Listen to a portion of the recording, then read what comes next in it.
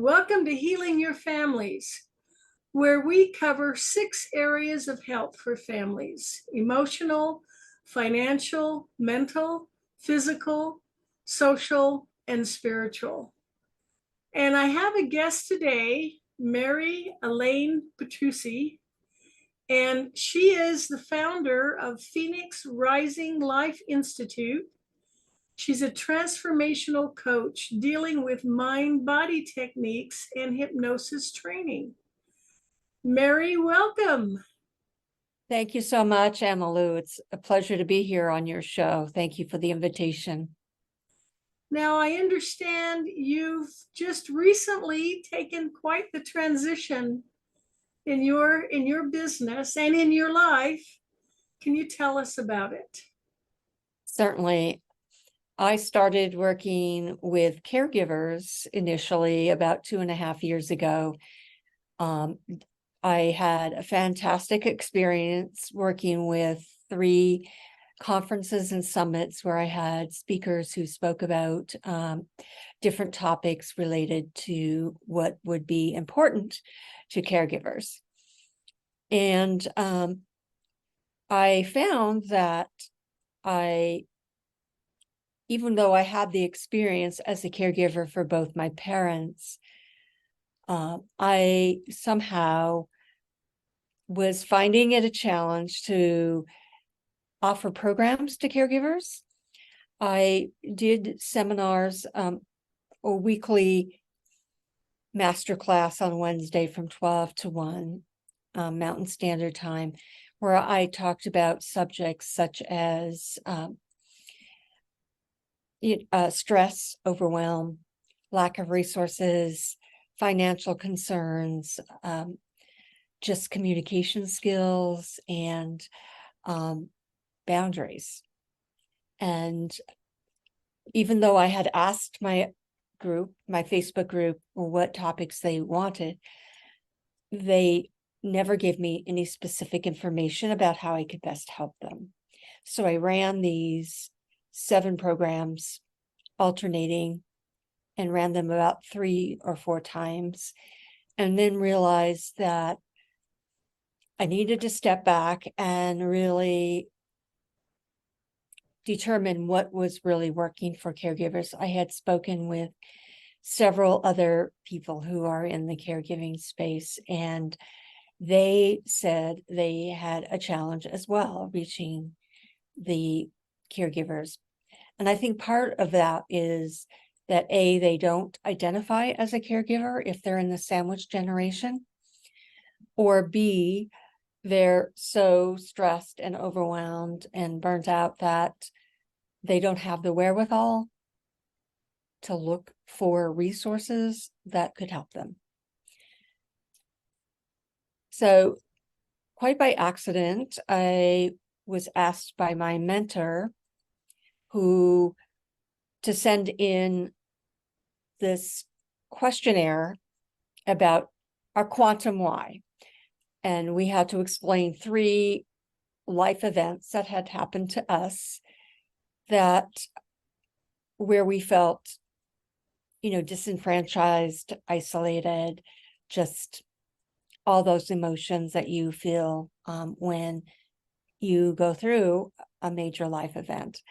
And I initially had written how I would use those 3 major events, 2 in particular, to help caregivers. And when my mentor read it, she didn't realize that my 2 major life events that had happened in my life, and she wanted me to rewrite the section where I said how I would help caregivers.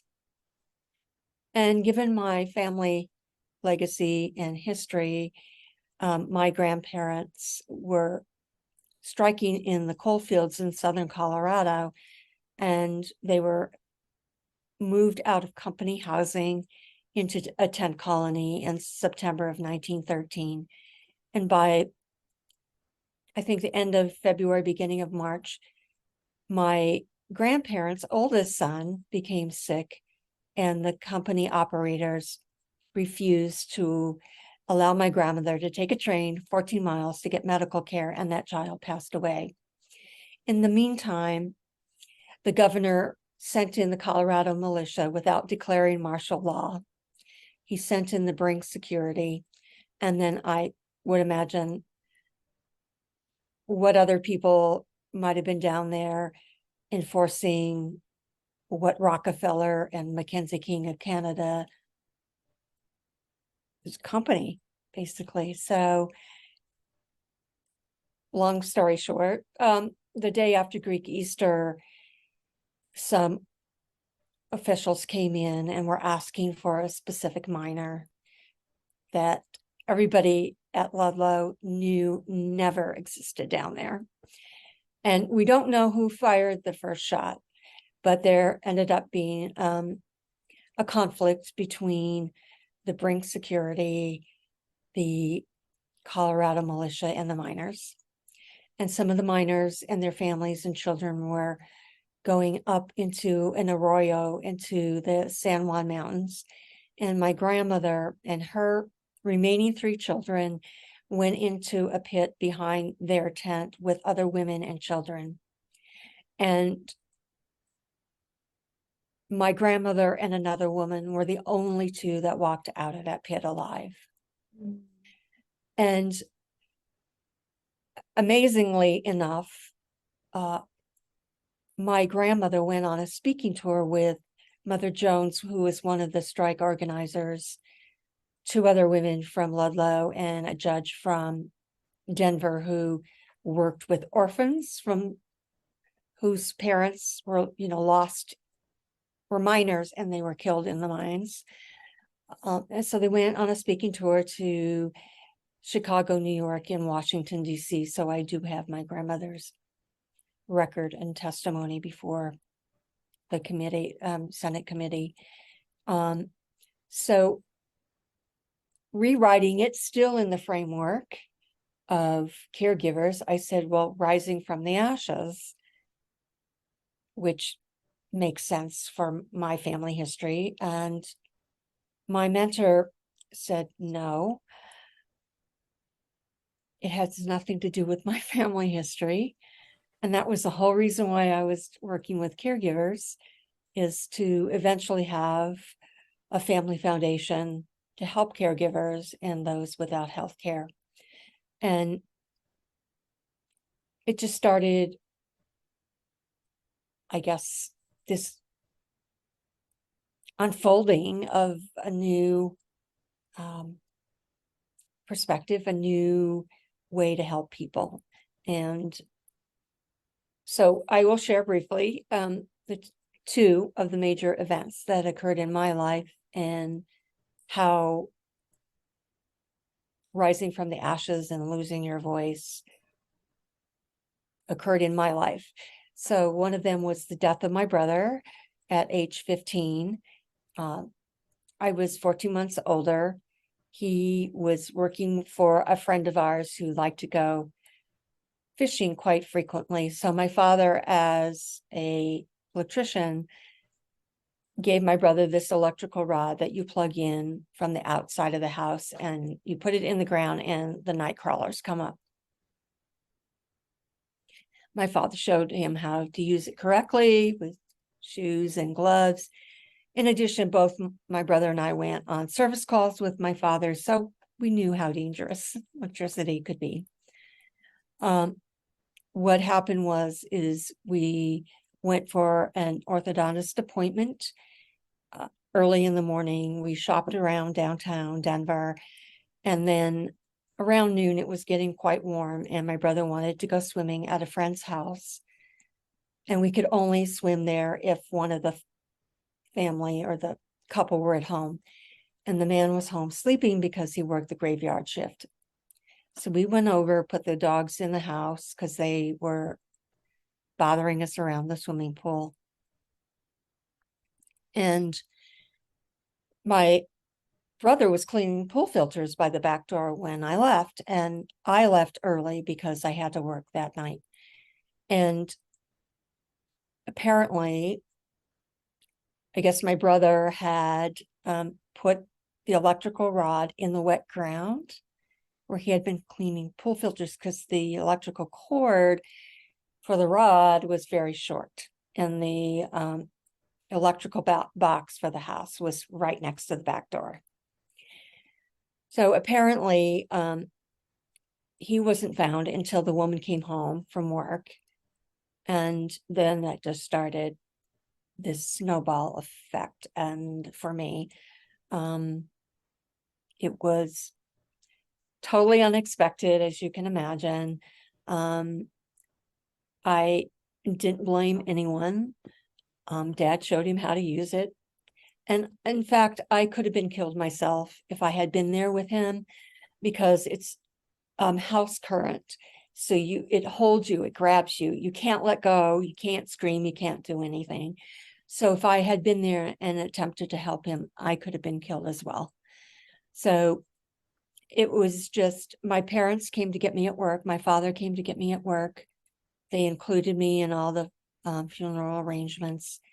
And it was just a big hole in my life, because it was so unexpected. And I attempted at one point to be more like him, but then I'm thinking, well, I really can't be him, even though I'd like to be. And so it was just a difficult time. I guess I kind of shielded myself from really getting close to anyone. It's understandable. That's a horrid, traumatic experience to have. Mm-hmm. Someone close to you, someone you loved. Mm-hmm. And what was the second? The second one was my friend Amy. I met her. I was working as a speech language pathologist at a chronic care hospital.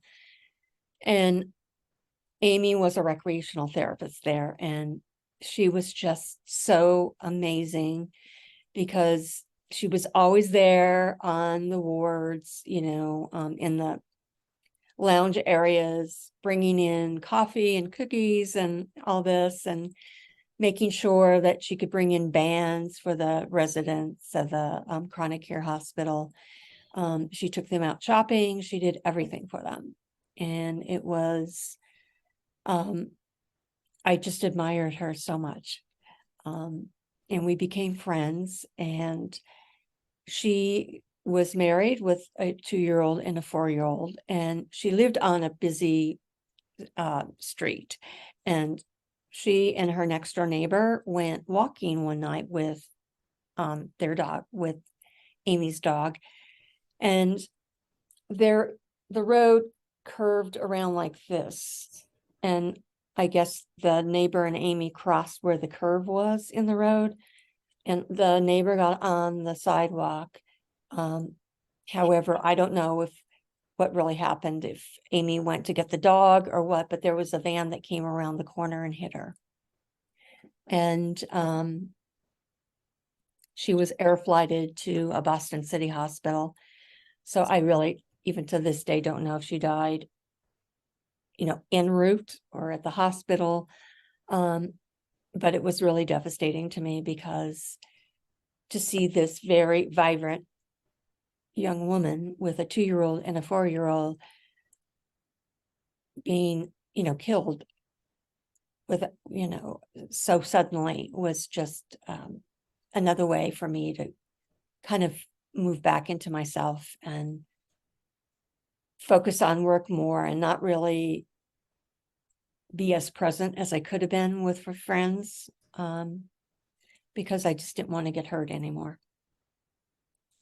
So it sounds like you felt from these two life events that you had lost your voice. Yes.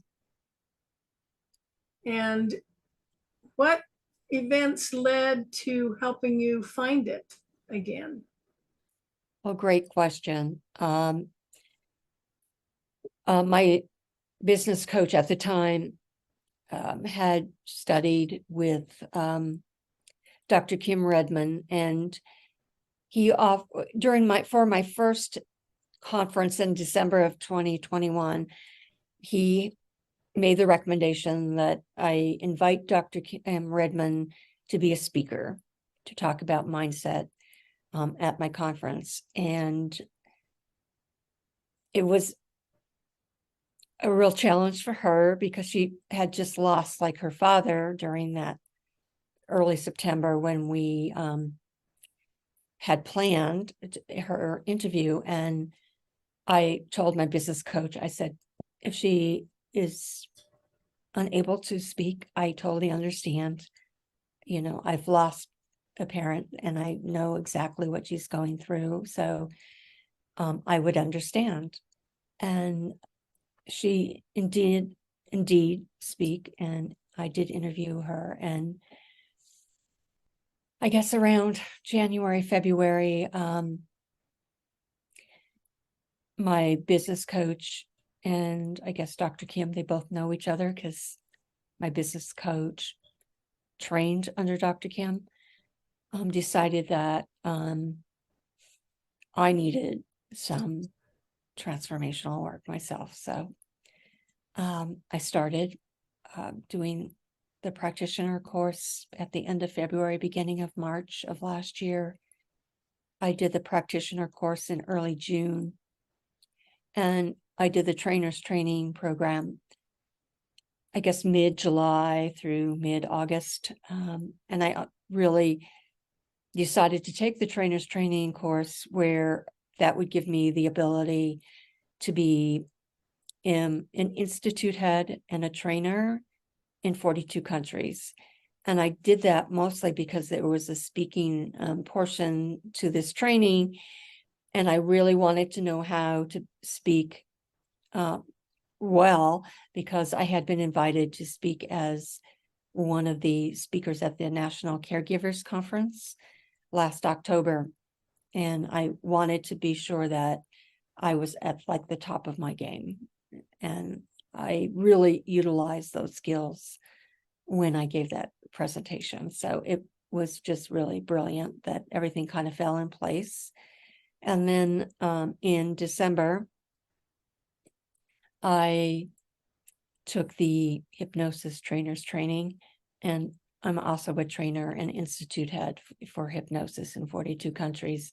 So I felt like I have transformed my life over this past year and a half. And I just want other people who have lost their voice to make that transformation, because it's so important to have a voice, to be the person who you're meant to be, and to really have that ability to lead a purpose-filled life so you can be intimate and authentic with people all around you.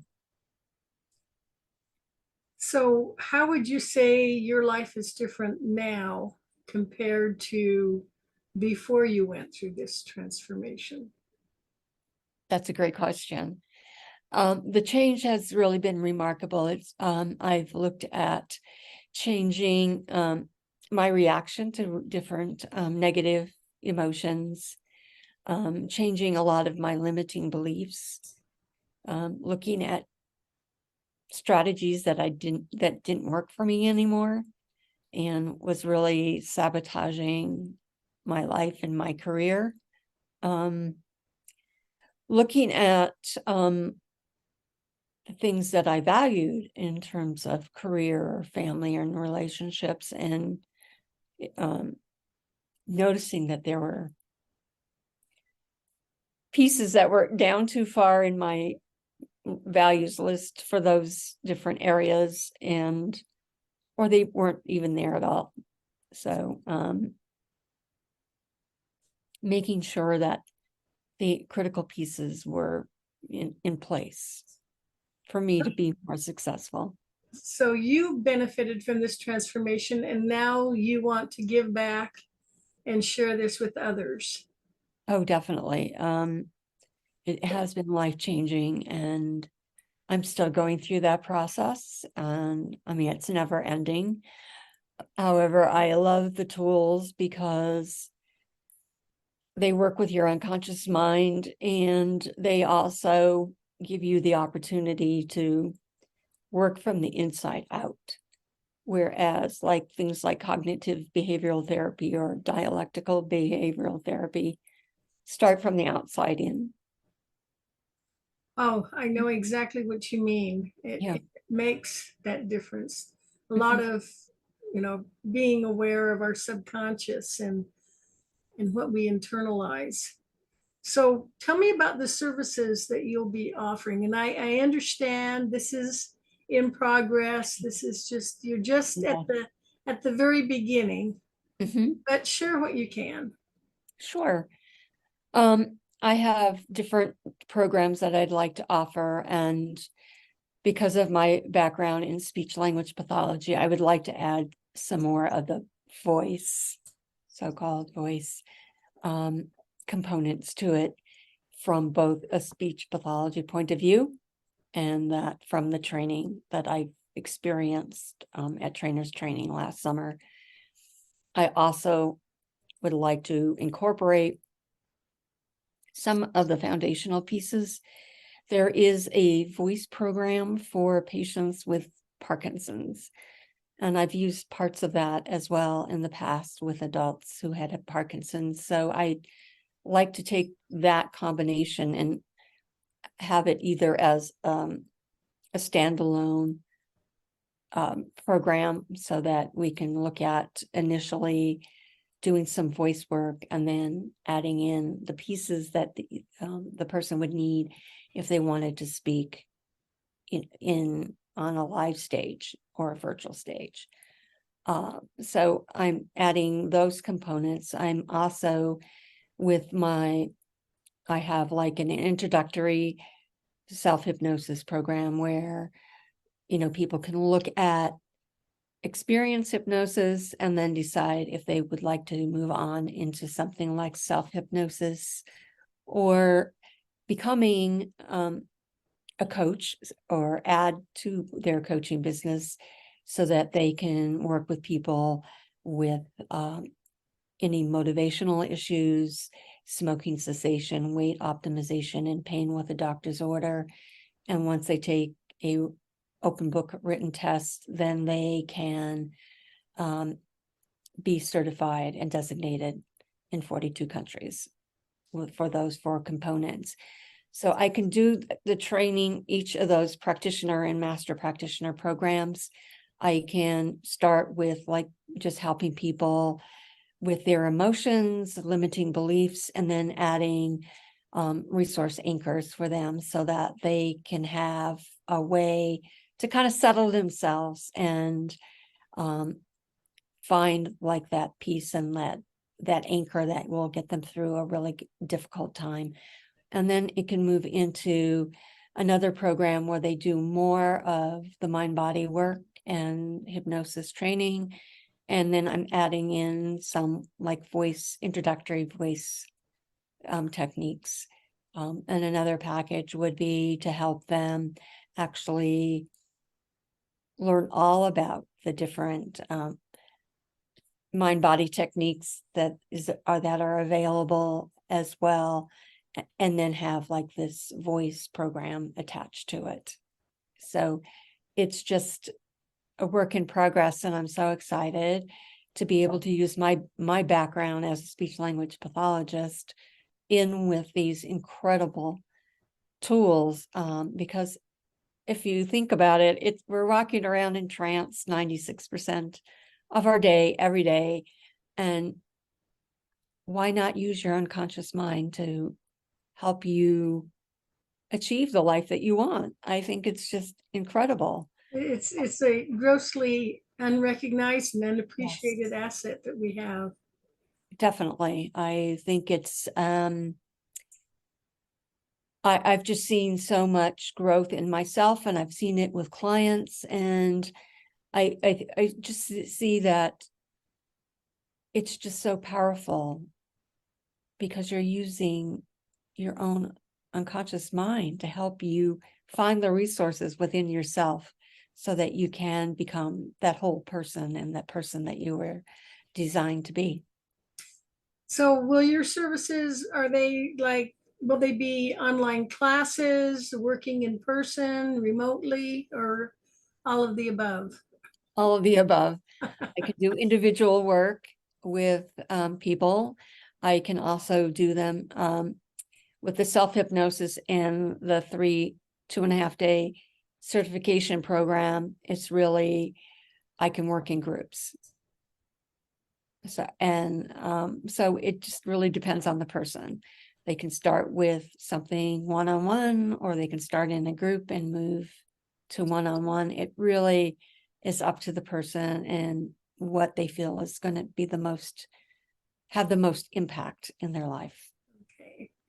So you're in transit, but you'll be putting the information on your LinkedIn profile, Yes. so people can contact you through LinkedIn. Yes. And it sounds like, and you mentioned all of the training you've had, all of your qualifications. I think there's also your own life. You've lived it. Yes. You've been there. And you know what it's like to lose your voice and to pull yourself away. And you've experienced the difference when you are able to fully engage. So that will help. People can, you can always learn from someone who's on the same path, but further down, further along the road. That's a great point. I appreciate that. Yes, I want people to regain their voice. I want them to know their purpose in life and to live it with intimacy and authenticity. And I think I'm learning how to embrace that more and more every day, because it's ironic that as a speech language pathologist, I help people with voice, and I've lost my own, and now I'm regaining it. It just, That is the one. irony of it is just amazing to me. Yes, but it's wonderful, powerful example. Yes. Mary, thank you so much for sharing your story and your desire to serve others. I appreciate this. Is there anything else you'd like to add? Just feel free to have your listeners contact me at my email address at Petrucci, Petrucci 2002 @gmail.com. And just please reach out. Let me know how I can help. I'm here to serve. All right. Thank you so much, Mary. Thank you for having me on. And for my viewers, thank you for joining. Join us again next week at the same time. Until then, love yourself and love your family. Let's make the world a better place by strengthening families. This is Emmylou Penrod with healingyourfamilies.com.